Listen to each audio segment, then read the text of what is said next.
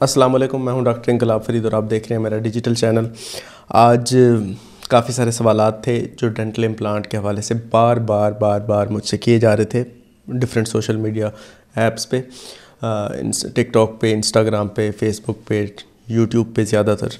तो मैंने सोचा आज उनको ना एक साथ कंपाइल करके सबको आंसर कर दूं ताकि आपको डिटेल से वो सारे, मैं ख़ुद भी चाहता हूं कि वो सारे जो भी सवालात पैदा हो रहे हैं आपके माइंड में उनको क्लियर होना चाहिए ताकि आप अच्छा फ़ैसला कर सकें, अच्छा डिसीजन ले सकें अपने ट्रीटमेंट के हवाले से। तो सबसे पहले तो थोड़ा सा मैं आपको इम्प्लांट्स के बारे में इंट्रोडक्शन दे दूं कि इम्प्लांट्स एक सबसे एडवांस्ड दांतों को लगाने का तरीका इलाज है जिसमें हम टाइटेनियम का बायोकम्पैटिबल एक रूट होती है जिसको हम बोन के अंदर प्लेस करते हैं और उसके बाद उसके ऊपर हम दांत की तरह का क्राउन या हिस्सा लगा देते हैं जिसको हम अटैच कर देते हैं स्क्रू के साथ, उस इम्प्लांट के साथ या उस रूट के साथ जो हम प्लेस कर चुके होते हैं। तो ये एक सादा सा मैंने आपको समझा दिया कि डेंटल इम्प्लांट होता क्या। अब इसमें काफ़ी सारे सवालात हैं जो पैदा होते हैं और जो सबसे ज़्यादा सवाल पूछा गया वो था कि यार ये है कितने का, इसकी कॉस्ट क्या आएगी। तो उसको मैं काफ़ी डिटेल से एंड पे एक्सप्लेन करूँगा, लेकिन अभी मैं आपको जो बाकी काफ़ी सारे सवालात थे वो भी मैं आपको बताता हूँ। मेरा क्लिनिक कहाँ पे है और मैं क्या क्या ट्रीटमेंट ऑफ़र करता हूँ उसके बारे में भी ना कंप्लीट डिटेल मैं आज आपको देने लगा हूँ। तो सबसे पहला जो सवाल जिसका मैं आंसर कर रहा हूँ वो ये है कि जब हम डेंटल इम्प्लांट लगाएंगे बोन के अंदर तो क्या हमें दर्द होगा। तो ये बहुत रीज़नेबल क्वेश्चन है क्योंकि पेन इज़ बहुत ही बेसिक जो ह्यूमन इमोशन है ये उनमें आता है और जब भी कोई ट्रीटमेंट होता है तो उसको इसी निगाह से देखा जाता है कि वो कितना हमारे लिए कंफर्टेबल होगी। तो डेंटल इम्प्लांट कम्प्लीटली कंफर्टिंग और कम्प्लीटली रिलैक्सिंग प्रोसीजर है।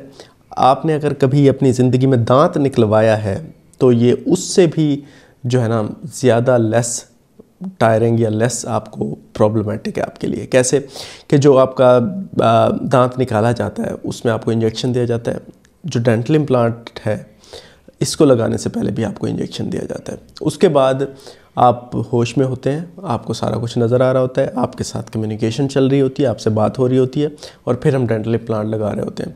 अब जब दांत को निकालना पड़ता है ना तो दांत को फिट किया हुआ है अल्लाह ताला ने बोन के अंदर और वो पैदा हुआ है, बोन में से निकलता है दांत। तो वो बोन के साथ इस तरह से इंगेज्ड होता है बायोलॉजिकली कि उसको हम रिमूव करना हमारे लिए थोड़ा सा डिफ़िकल्ट होता है, इस तरह से कि आपकी बोन पे बहुत स्ट्रेच पड़ता है और उसको निकालते हुए काफ़ी हमें ज़ोर लगाना पड़ता है। आपको भी वो जो फोर्स है वो बेयर करनी पड़ती है, आपको प्रेशर भी फील हो रहा होता है। तो ये सारा मामला चल रहा होता है दांत निकालने के वक्त। बाजू का दांत टूट भी जाता है, बाजू का हमें काट के निकालना पड़ता है। तो वो थोड़ा सा टायरिंग चैलेंजिंग काम होता है डेंटिस्ट के लिए भी इवन के, और अक्सर डेंटिस्ट बहुत डरते हैं दांत निकलवाने के लिए। मैं अंदर की बात बता रहा हूँ कि जो एक खौफ होता है किसी भी ट्रीटमेंट प्रोसीजर का डेंटल क्लिनिक पे, वो डेंटिस्ट को सबसे ज़्यादा खौफ दांत निकालने का होता है क्योंकि ये फंस जाता है, कोई भी दांत कभी भी फंस जाता है। तो इसलिए ये एक थोड़ा सा इशू होता है। तो पेशेंट को भी पेन होता है, बाज़-औक़ात इंजेक्शन का असर नहीं होता, बाज़-औक़ात इन्फेक्शन हुआ होता है, तो वो बहुत टायरिंग प्रोसीजर होता है। मैं कंपेयर इसलिए कर रहा हूँ ताकि आपको आइडिया हो कि दांत आपने अक्सर लोगों ने निकलवाया होता है। तो डेंटल इम्प्लांट जो है कम्प्लीटली पेन फ्री प्रोसीजर है। इसमें ना तो हमने कुछ निकालना है ना कुछ, बड़े प्यार से बहुत स्मूथ तरीके से हमने बोन के अंदर इस तरह से ड्रिलिंग करनी है कि उसकी जगह बनानी है इम्प्लांट की और फिर बड़े आराम से उसको हमने प्लेस कर देना है आपकी बोन के अंदर। तो इसमें कोई भी आपको किसी भी किस्म का ड्यूरिंग प्रोसीजर पेन नहीं होता। तो ये बिल्कुल पेन फ्री है और अगर हो रहा है तो इसमें आपको सुन सही से नहीं किया गया और इसका कोई मसला नहीं है, वरना आपको बिल्कुल रिलैक्स रहते हैं। और पोस्ट ऑप मैनेजमेंट जो सर्जरी के बाद की अगर मैनेजमेंट आपकी अच्छी की जाए तो आपको किसी भी किस्म का बाद में भी पेन या स्वेलिंग या डिस्कम्फर्ट नहीं होती। और मेरे पेशेंट्स को अल्हम्दुलिल्लाह ये सारे प्रॉब्लम्स बिल्कुल नहीं होते। वो बड़े खुश होकर जाते हैं और जब आते हैं बताते हैं हम पता ही नहीं चला कि डेंटल इम्प्लांट लगा भी है या कुछ हुआ भी है। तो अल्हम्दुलिल्लाह ये सर्जिकल स्किल्स पे होता है और अगर अच्छे से सारा कुछ परफॉर्म किया जाए तो बिल्कुल भी पेन किसी भी किस्म का नहीं होता। दूसरा जो है क्वेश्चन जो सबसे ज़्यादा पूछा गया है वो ये है कि टाइम कितना लगेगा। कि एक तो ये है कि ना टाइम जो है वो कितना लगता है। अब इसमें ना बड़े डिटेल से बार बार पूछा गया ये सवाल और ये भी बड़ा रीज़नेबल क्वेश्चन है कि टाइम इसमें कितना लगेगा कि अब साहब ज़रा लोगों ने बाहर से आना होता है, ओवरसीज़ से काफ़ी पेशेंट्स आते हैं और उनके लिए टाइम बहुत बड़ा कंसर्न होता है कि यार हम आएंगे 2 महीने के लिए, 3 महीने के लिए, 1 महीने के लिए, शायद 1 हफ़्ते के लिए, तो उस दौरान क्या ट्रीटमेंट हमारा कंप्लीट हो सकता है कि नहीं। तो टाइम के बारे में बताने के लिए मैं आपको पूरी एक फ़्लो चार्ट के तरीके से बता देता हूँ कि टाइम आपका कितना लगेगा। देखें, सिचुएशन डिफरेंट होती है हर बंदे के लिए, हर दांत के लिए, हर उस वक्त की जो सिचुएशन है दांत की जगह की और मामला क्या है उस टाइम, ये देखने के लिए बहुत एग्जैक्ट जो प्लान है वो बनता है आपको चेकअप के बाद। चेकअप के बाद हम आपको फाइनल बता सकते हैं कि कितना टाइम लगेगा डेंटल इम्प्लांट का। लेकिन क्या क्या फैक्टर्स होते हैं जो इन्फ्लुएंस कर रहे होते हैं कि टाइम बढ़ता है या टाइम कम होता है, वो मैं आपको एक्सप्लेन कर देता हूँ। यूजुअल जो टाइम है डेंटल इम्प्लांट को लगाने का, इसमें स्टेप्स हैं। सबसे पहला स्टेप है कि हम जो रूट है, जो जड़ है, वो लगाते हैं टाइटेनियम की। उसके बाद उसको हम टाइम देते हैं 3 महीने तक कि वो बोन का हिस्सा बन जाए। उसके बाद 3 महीने बाद हम उसको रीओपन करते हैं और फिर वहाँ पे हम क्राउन लगाते हैं या जो ऊपर वाला हिस्सा होता है दांत लगाते हैं, जिसको हम कहते हैं कि हमने इम्प्लांट को अब लोड कर दिया। तो ये जो प्रोसेस है ये पूरा 3 से 4 महीने ले जाता है, नॉर्मल यूजुअल टाइम। अब इसमें कुछ फैक्टर्स हैं जो टाइम को बढ़ा देते हैं, कुछ फैक्टर्स हैं जो टाइम को कम कर देते हैं। वो क्या है वो मैं बताता हूँ। अब कुछ फैक्टर्स जो टाइम को बढ़ाते हैं पहले हम वो डिस्कस कर लेते हैं। उनमें सबसे जो पहला फैक्टर है वो ये है कि अगर आपके जो हमने इम्प्लांट लगाया है, क्या वो फौरी तौर पे दांत को निकाल के उसी वक्त लगाया है। अगर ऐसा है तो हमें फिर लाजमी तौर पे बोन ग्राफ्टिंग करनी पड़ती है, और अगर हम बोन ग्राफ्टिंग कर रहे हैं तो फिर हमें टाइम को एक्सटेंड करना पड़ता है 2 से 3 महीने, और मतलब हमें 3 से जो है ना 6 महीने तक के लिए एक्सटेंशन देनी पड़ जाती है। तो ये एक चीज़ हो सकती है। दूसरी बात ये कि वैसे भी हमें बोन ग्राफ्टिंग की नीड पड़ जा सकती है। साइनस लिफ्ट, जैसे ऊपर का अगर इम्प्लांट है, साइनस लिफ्ट करनी पड़ जाती है, तो उसमें भी बोन ग्राफ्टिंग की नीड होती है। तो तब भी हमें टाइम को बढ़ा देना होता है ताकि इस बोन फॉर्मेशन स्टेबल हो सके, और उसके बाद जब हम इम्प्लांट लगाएं तो वो हेल्दी उसके साथ आपकी ज़िंदगी गुजार सके, आपके जो च्यूइंग है, जो आपका फंक्शन है वो रिस्टोर हो सके और फेलियर के चांसेस को मिनिमाइज़ किया जा सके। अच्छा, दूसरी चीज़, कुछ चीज़ें होती हैं जैसे आपका जो इम्प्लांट हम जब फिक्स करते हैं तो वो कौन सी पोजीशन है, लोकेशन कौन सी है, दांत कौन सा है। बाज़ औक़ात सामने वाला दांत होता है। अब अगर सामने वाला दांत है तो वो बड़ा कंसर्न्ड होता है पेशेंट के फ़ौरी तौर पे दांत लगा दिया जाए। तो उस सूरत में हम फ़ौरी तौर पे भी आर्जी दांत लगा सकते हैं। और अगर हम इम्प्लांट की स्टेबिलिटी को देख लें, स्टेबिलिटी ये है कि टॉर्क जो है, जब हमने इम्प्लांट प्लेस किया तो हमें टॉर्क कितनी मिला। अगर हमें टॉर्क हेल्दी मिल रहा है, काफ़ी अच्छा मिल रहा है, और प्राइमरी स्टेबिलिटी जिसको कहते हैं वो अगर हम अचीव हो गई है, अगर इम्प्लांट जो है वो प्राइमरी तौर पे जब हम लगा रहे थे उसी वक्त बड़ा स्ट्रांगली स्टेबल हो गया बोन के अंदर, और सामने वाला दांत है, कंसर्न्ड भी है बंदा कि उसका दांत लगा दिया जाए ऊपर वाला फ़ौरन, तो फिर हम 1 हफ़्ते से 1 महीने के अंदर अंदर इम्प्लांट उसके ऊपर दांत लगा सकते हैं। इसमें कोई प्रॉब्लम नहीं है। फ़ौरी तौर पे इमीडिएट लोड भी कर सकते हैं। अब ये सारी चीज़ें फैक्टर्स डिपेंड करता है कि आपकी सिचुएशन क्या है, इम्प्लांट जो हम लगा रहे हैं उसकी कंपनी क्या है, वो मैटर करती है। ये भी आगे मैं जाकर डिस्कस करता हूँ कि क्या क्या फैक्टर्स होते हैं जो इन चीज़ों को देख रहे होते हैं। तो इसलिए जो है ना ये काफ़ी सारे फैक्टर्स हैं। यूजुअली उसी दिन, उसी हफ्ते, उसी महीने भी हम लोड कर सकते हैं इमीडिएट बेसिस पे। और अगर तो देखने में डिसाइड ये करना होता है सर्कमस्टांसेस को देखते हुए और सिचुएशन को देखते हुए कि कितना टाइम हमने देना है। तो आपके केस में क्या है, ये आपके चेकअप के बाद हम जो है ना डिटेल से बता पाएंगे कि कितना टाइम आपका लगेगा।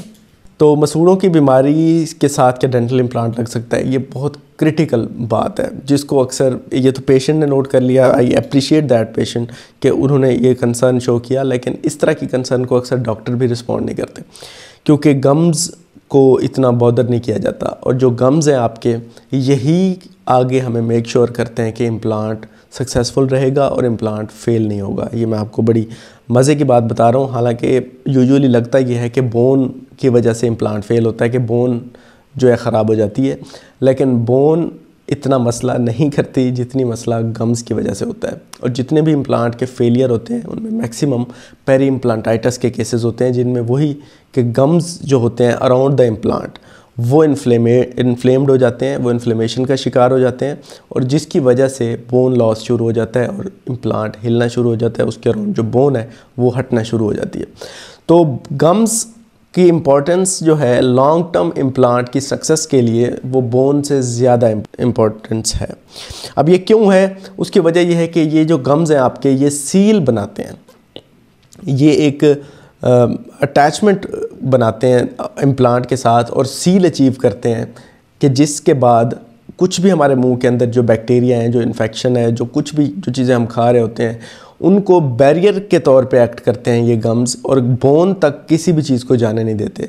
और जो बोन है वो किसी भी बाहर की चीज़ को, एक्सटर्नल इन्फ्लेमेशन को अवॉइड नहीं कर सकती, उसके साथ लड़ नहीं सकती। वो गम्स ने उसे कवर करके बचाना होता है बोन को। अब अगर गम्स इन्फ्लेम्ड हैं तो वो सही कवर नहीं प्रोवाइड कर पाएंगे और आपकी बोन तक इन्फेक्शन चला जाएगा, और फिर जब बोन तक चला गया तो फिर आपका इम्प्लांट फेलियर की तरफ चला जाएगा। तो इसलिए गम्स अगर आपके इन्फ्लेम्ड हैं तो पहले आपको उन गम्स को ठीक करना बहुत ज़रूरी है। गम्स की इन्फ्लेमेशन को बेहतर हालत में लेके आना बहुत ज़रूरी है, क्योंकि अगर आपके नेचुरल जो दांत हैं, जिसको हम पेरियोडोंटाइटिस कहते हैं, वो भी इसी तरह से ही लूज़ हो जाते हैं कि जो गम्स हैं वो इन्फ्लेमेशन की तरफ जाते हैं, बोन लॉस होता है और फिर आपका दांत लूज़ हो जाता है। तो सेम गोज़ फॉर इम्प्लांट्स कि अगर इम्प्लांट के ऊपर वाला जो गम टिश्यू है वो अच्छा हेल्दी नहीं है, वो थिक नहीं है, वो केराटिनाइज्ड नहीं है, वो स्ट्रॉन्ग नहीं है, तो वो अच्छा अटैचमेंट नहीं बनाएगा दांत के साथ, और जब अच्छी अटैचमेंट नहीं होगी तो आपका इम्प्लांट फेलियर की तरफ जा सकता है। तो आपको गम डिजीज़ को पहले ठीक करना है, फिर आपने इम्प्लांट्स की तरफ जाना है, या साइमल्टेनियस ये चीज़ें साथ साथ करनी है, वरना आपका इम्प्लांट फेल हो सकता है। शुगर के मरीज़ क्या इम्प्लांट लगवा सकते हैं? शुगर के मरीज़ देखें, अक्सर जो ओल्ड एज में जितने भी डेंटल इम्प्लांट्स हम लगाते हैं, तो ओल्ड एज में पाकिस्तान में इस टाइम तीसरे नंबर पे शुगर की मरीज़ों का जो है ना मुल्क बन गया, और काफ़ी ज़्यादा पेशेंट यहाँ पे रिपोर्ट हो रहे हैं शुगर के। लेकिन उसमें यह है कि एक चीज़ का ख्याल रखना बहुत ज़रूरी है कि डेंटल इम्प्लांट जब हम शुगर के पेशेंट का लगाते हैं तो उसके लिए हमें जो शुगर का कंट्रोल है वो बहुत अच्छा होना चाहिए। मतलब कि शुगर आपकी जो HbA1c लेवल है वो आपका 6 या 7 मैक्सिमम होना चाहिए, इससे ऊपर नहीं होना चाहिए। अगर आप ये अचीव कर लेते हैं, और ये अक्सर केसेस में हो जाता है अचीव, अगर हाई जो ना स्ट्रिक्ट कंट्रोल किया जाए तो हो जाता है, तो फिर हम जो है ना लगा देते हैं। लेकिन पाकिस्तान में इशू ये होता है कि शुगर को अक्सर लोग बीमारी नहीं समझते, कहते हैं बॉदर ही नहीं करते, तो फिर प्रॉब्लम होता है कि इम्प्लांट फेल हो सकते हैं, क्योंकि शुगर के मरीज़ के अंदर जो उसके नेचुरल दांत हैं वो भी फेल होना शुरू हो जाते हैं। तो जहाँ पे नेचुरल दांत भी नहीं बच रहे तो वहाँ पे इम्प्लांट भी फेल हो सकता है, और वो भी वही सिचुएशन होती है कि बोन का टर्नओवर नहीं होता, बोन के अंदर हीलिंग प्रॉपर्टी इतनी अच्छी नहीं होती, और गम्स के अंदर भी हीलिंग जो सिचुएशन है वो कंप्रोमाइज़्ड हो जाती है जब शुगर डिरेंज हो या शुगर का कंट्रोल अच्छा ना हो। तो शुगर का अगर कंट्रोल अच्छा है और कंप्लायंस अच्छी है तो फिर आप इम्प्लांट्स लगवा सकते हैं। अच्छा, एक और क्वेश्चन है और ये बड़ा इंटरेस्टिंग है और इसको आंसर करना मेरी दिली ख्वाहिश थी कि मैं इसको आंसर करूं। वो ये कि एक बंदे ने पूछा हुआ है कि इम्प्लांट्स, मेरे जो गम डिजीज़ है मेरे दांतों में और मसूड़े ख़राब हैं, तो मैं चाहता हूं कि मैं सारे दांत निकलवा के तो सारे इम्प्लांट्स लगवा लूं। तो अगर आप गम डिजीज़ से डर के दांत निकलवा के इम्प्लांट लगवाना चाहते हैं तो आपके लिए इम्प्लांट्स भी प्रॉब्लम करेंगे, क्योंकि उन्हें भी गम डिजीज़ हो सकती है जिसको हम पेरी इम्प्लांटाइटिस कहते हैं, वो भी ख़राब हो सकते हैं और वो आपको ज़्यादा तंग करेंगे नेचुरल दांतों से। तो इसलिए गम डिजीज़ से आप ना बचें। हाँ, एक ये सिचुएशन हो सकती है कि गम डिजीज़ इतनी एडवांस्ड हो चुकी है कि अब आपके दांत बच ही नहीं सकते, हिल रहे हैं सारे दांत और बहुत ज़्यादा हिल रहे हैं और डॉक्टर ने कह दिया कि ये निकलेंगे।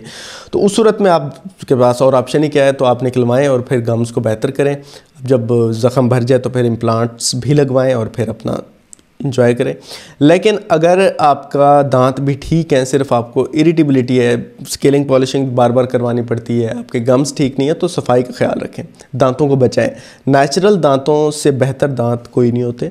इम्प्लांट्स उसके बाद बेस्ट पॉसिबल ऑप्शन है, लेकिन ये बेस्ट ऑप्शन नहीं है जब कंपेयर किया जाए आपके नेचुरल दांतों को, चाहे वो जिस भी हालत में है। पहली हमारी कोशिश होती है कि नेचुरल दांतों को, आपके जो कुदरती दांत हैं उनको बचाया जाए। अगर वो बचने के लायक ही नहीं है तो फिर इम्प्लांट्स आते हैं। अच्छा, एक और क्वेश्चन है कि फुल माउथ के अगर मैं इम्प्लांट लगवा लूँ तो क्या उसके बाद जो है गम डिजीज़ ख़त्म हो जाएगी? तो मसूड़ों की बीमारी फिर भी ख़त्म इस तरह से है कि आपको हिफाजत करनी होगी, जो प्रॉब्लम है उसको ठीक करना होगा। इम्प्लांट्स के बाद भी आपको डॉक्टर के पास विज़िट करना होता है। ये ऐसा नहीं है कि एक दफ़ा लगवाया और आप गायब हो गए, तो आपको बार बार आना पड़ता है। प्रॉब्लम्स भी होती हैं तो उनको चेक किया जाता है, उनको ठीक किया जाता है, तो चीज़ें चलती रहती हैं। गम डिजीज़ बाद में भी हो जाती है, और अगर फुल माउथ इम्प्लांट्स किया जाए तो फिर ज़्यादा रिस्क होता है कि आपके जो है ना गम डिजीज़ हो, क्योंकि उसमें यह है कि 7-8 ऊपर इम्प्लांट लग गए, 7-8 नीचे लग गए, लेकिन इनके ऊपर दांत ज़्यादा लगाए जाते हैं, ब्रिज की सूरत में लगाए जाते हैं, तो उस सूरत में गम्स को ज़्यादा इन्फ्लेमेशन का शिकार होने के रिस्क होता है। तो इसलिए ये चीज़ें आपने देखनी है कि चीज़ जान नहीं छूटेगी गम डिजीज़ से अगर आप हिफाजत नहीं करेंगे तो। उसके बाद सवाल है कि बेज़ल इम्प्लांट आप लगाते हैं, तो बेज़ल इम्प्लांट्स मैं नहीं लगाता। उसमें कुछ एथिकल कंसर्न्स हैं, कुछ साफ ज़रा मेरी स्किल्स भी नहीं है, मैंने इसकी कोई ट्रेनिंग भी नहीं ली बेज़ल इम्प्लांट्स की। लेकिन बेज़ल इम्प्लांट्स FDA अप्रूव्ड भी नहीं है, मैंने जानबूझ के ट्रेनिंग नहीं ली, मैंने जानबूझ के इस तरफ नहीं आया, क्योंकि इसमें रिस्क्स बहुत ज़्यादा हैं। वो जो गाइडलाइंस हैं उनको फॉलो नहीं करते, इसके ऊपर कोई रिसर्च नहीं है, कोई 10 ईयर 15 ईयर का कोई एविडेंस नहीं है कि ये इम्प्लांट लगाए गए तो ये उसको कोई सपोर्ट करे एविडेंस बेस्ड। तो ये क्विक फिक्स है, और ये सिर्फ इंडिया, पाकिस्तान और बांग्लादेश में चल रहा है। तो आप ख़ुद देख लें, बाहर वाले अंग्रेज़ों को पता नहीं चला इसका, और जहाँ से पूरा नॉलेज आ रहा है इन चीज़ों का, तो वो क्यों नहीं लगा रहे, फिर वो तो सबसे पहले लगाएं। तो ये यहाँ पे लगाए जा रहे हैं और हर सिचुएशन में लगाए जा रहे हैं, और क्विक फिक्स है, तो इसलिए लोग भी लगवा रहे हैं। तो मैं तो जो लगा रहे हैं उनसे पूछें कि ये क्या चीज़ ठीक है या गलत है, मैं तो नहीं लगा रहा। इसके ऊपर मैंने डिटेल से वीडियो भी बनाई है, वो आप देख सकते हैं कि क्या मामलात हैं, इसमें फ़र्क क्या है जो कन्वेंशनल है और बेज़ल इम्प्लांट है, और ये मैं क्यों नहीं लगा रहा। इसमें सारी आपको डिटेल्स मिल जाएंगी, मैं लिंक आपको शेयर कर दूँगा। मेरा क्लिनिक कहाँ है, तो मेरा क्लिनिक लोकेटेड है मुल्तान के अंदर, मॉडल टाउन के करीब। और आप अगर एड्रेस डिटेल्स और अपॉइंटमेंट्स लेना चाहते हैं तो कॉन्टैक्ट नंबर जो है प्रोवाइडेड है डिस्क्रिप्शन में, आप वीडियो के सामने भी आ रहा है, तो आप कॉन्टैक्ट कर सकते हैं, आप रब्ता कर सकते हैं और अपनी अपॉइंटमेंट बुक करके आप विज़िट कर सकते हैं। दूसरी चीज़ के कॉस्ट क्या आएगी, कीमत क्या है, ये बहुत ज़्यादा पूछा जाने वाला सवाल था। इसको मैंने एंड पे रखा कि डिटेल से इसको मैं आंसर करूँगा। तो कॉस्ट जो है इसकी वो रेंज करती है, हमने हर जो है ना रेंज के अंदर अफोर्डेबिलिटी को देखते हुए इम्प्लांट्स रखे हुए हैं। टर्किश इम्प्लांट्स हैं जो कि स्टार्ट हो रहे हैं 60,000 से, आपका एक इम्प्लांट 60,000 में लग जाता है। उसके बाद जितनी आप अच्छी क्वालिटी करते जाएंगे, क्योंकि ये सारे इम्पोर्टेड FDA अप्रूव्ड यूज़ किए जाते हैं इम्प्लांट्स, तो इसमें जो इसके ऊपर जितनी भी ऊपर की जो ज़्यादा जो अच्छी कंपनीज़ हैं, जो UK, US, कोरिया, तो वहाँ के जो इम्प्लांट्स हैं वो बहुत ज़्यादा जो है ना बेस्ट क्वालिटी के होते हैं। उनकी जो बोन के साथ कांटेक्ट की जो कैपेसिटी होती है वो ज़्यादा अच्छी होती है, और जो इंटीग्रेशन बहुत अच्छी होती है, उनकी जो स्ट्रेंथ है वो बहुत ज़्यादा होती है। तो इन सारी चीज़ों को देखते हुए ना तो उनकी कॉस्ट बढ़ती जाती है। 60,000 से लेके हमारे पास जो इम्प्लांट्स हैं जो अफोर्डेबल रेंजेस में हैं वो 1,50,000 तक हैं, 1,50,000 तक जो सिंगल इम्प्लांट लगता है। अब आपके लिए जो बेहतर लगे, जो आपको अच्छा लगे, जो आपके रेंज में हो, आप लगवा सकते हैं। सारे के सारे FDA अप्रूव्ड होते हैं जो हम यूज़ करते हैं, इंटरनेशनल इम्प्लांट्स हैं, ये नहीं है कि कोई पाकिस्तानी मेड, तो वैसे भी कोई इम्प्लांट अभी तक आया नहीं है। तो टर्किश हैं ज़्यादातर और जो यूज़ होते हैं पाकिस्तान में, लेकिन हमारे पास UK, US, कोरियन और हर किस्म का इम्प्लांट अवेलेबल है। वो आपकी चॉइस के ऊपर है, जो आप कहेंगे तो हम वो आपको इम्प्लांट लगा सकते हैं। तो कॉस्ट आपको हो गई। इसके बाद जो क्राउन है, उसका क्राउन जो है, ये कास्ट मैंने इम्प्लांट की बताई है आपको। जो क्राउन है उसका वो ऊपर 2 किस्म का होता है। पोर्सिलेन फ्यूज़ टू मेटल आप लगवा सकते हैं, जो कि आपको कॉस्ट करेगा 10,000 या 15,000। इसके अलावा जो आपका ज़िरकोनिया का क्राउन है जिसमें मेटल नहीं होती, वो अगर आप कराना चाहते हैं तो वो कॉस्ट करेगा 25,000 से लेके 35,000 तक। तो ये डिपेंड करता है आपके ऊपर कि आप किस रेंज में आप आते हैं, तो आपको उस हिसाब से इम्प्लांट लगाया जाता है। और एक और क्वेश्चन है कि जो कॉस्ट के हवाले से कि अगर हमने पूरा नीचे वाला जबड़ा लगवाना है तो उसमें कितनी कॉस्ट आएगी। तो उसमें मैं आपको बता देता हूँ कि जो इम्प्लांट्स हैं वो लगते हैं नीचे वाले जबड़े में, जो आइडियली लगने चाहिए कम से कम 7 से 8 इम्प्लांट लगने चाहिए, उनके ऊपर फिर सारे दांत लगने चाहिए। अब 7 से 8 इम्प्लांट की कॉस्ट आप देख लें, और उसके बाद ऊपर जो दांत लगने हैं उनकी कॉस्ट देख लें। दांत आपके तकरीबन नीचे 12 से 14 तो लगेंगे ही लगेंगे, तो उस हिसाब से आप देख लें। तो ऊपर 12-14 दांत होंगे, नीचे इम्प्लांट होंगे आपके 7 से 8। इसी तरह से ऊपर वाले जबड़े में भी सेम सिचुएशन हो सकती है कि आपके 7 से 8 इम्प्लांट लगेंगे और उसके बाद उसके ऊपर दांत लगेंगे। इस तरह का जो वर्क होता है थोड़ा सा कम्प्लेक्स होता है, ज़्यादा दांत लगाने होते हैं तो इसमें एफ़र्ट भी ज़्यादा लगती है, आपको भी थोड़ा सा ज़्यादा फील करना पड़ता है कि सारे इम्प्लांट, सारे दांत आर्टिफिशियल और ये वो, लेकिन पॉसिबल है। काफ़ी सारे पेशेंट्स जो है ना बड़े हेल्दी फिर उनकी जो है वो लाइफस्टाइल हो जाता है सारे दांत लगवाने के बाद। और इसके अलावा जो है बाकी अगर आप पर्सनल कंसल्टेशन करना चाहते हैं अपने हवाले से तो आप अपॉइंटमेंट बुक कर सकते हैं, अपॉइंटमेंट नंबर दिया गया है। और आप के लिए बेस्ट ये होगा कि अगर आप पहले ही अपने कुछ टेस्ट, जिनमें सबसे ज़्यादा इंपॉर्टेंट है 3D CBCT, वो आप करवा के आ सकते हैं। ये बड़े बड़े शहरों में जो पाकिस्तान में, इस्लामाबाद में, लाहौर में, मुल्तान में हो जाता है, फैसलाबाद में भी हो जाता है, तो वहाँ से आप करा सकते हैं। और ये करा के मुझे सॉफ्ट कॉपी में या ईमेल भी कर सकते हैं और मैं ईमेल से ही उसकी जो है ना उसको जो है ना देख के आपको प्लान बता सकता हूँ कि आपका क्या प्लान हो सकता है। तो 3D CBCT बहुत ज़्यादा। उसके अलावा आपकी जो जनरल हिस्ट्री है जिसमें आपको शुगर, ब्लड प्रेशर, हाइपरटेंशन वगैरह, कोई और बोन डिजीज़, कोई आपकी मेडिकेशन जिसमें कुछ बिस्फॉस्फोनेट है, कुछ हड्डियों की, जोड़ों के दर्द की कुछ दवाइयाँ चल रही होती हैं, उनको देखा जाता है। तो ये सारी चीज़ें आपकी डिटेल से इन्वेस्टिगेशन, हिस्ट्री, एग्जामिनेशन करते हुए हम फैसला करते हैं कि इम्प्लांट्स के बारे में आपके लिए क्या फ़ैसला बेहतर है।